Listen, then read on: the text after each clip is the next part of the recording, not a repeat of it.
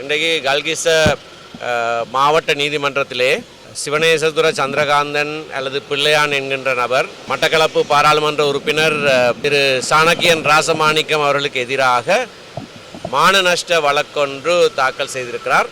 முன் விசாரணைக்கென்று நியமிக்கப்பட்டிருந்தது.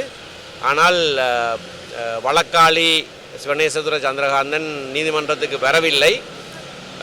ஒரு கேள்வி கொத்தொன்று எதிராளி பதில் கொடுக்க வேண்டும் என்கின்ற காரணத்தை காட்டி விசாரணையை பின்போடுமாறு கேட்டிருந்தார்கள்.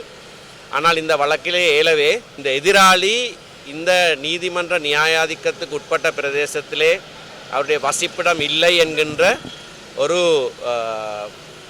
ஆரம்ப ஆட்சேபனையை நாங்கள் எழுப்பியுள்ளோம். அது சம்பந்தமாகவும் நான் இன்று நீதிமன்றத்திலே கூறினேன்.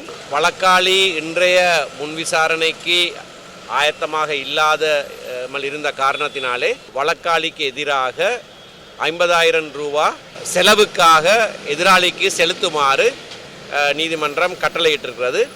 அந்த 50,000 ரூபா செலுத்துவதற்கு அமைவாக முன் விசாரணை திரும்பவும் ஏப்ரல் 22ஆம் தேதிக்கு பிற்போடப்பட்டிருக்கிறது.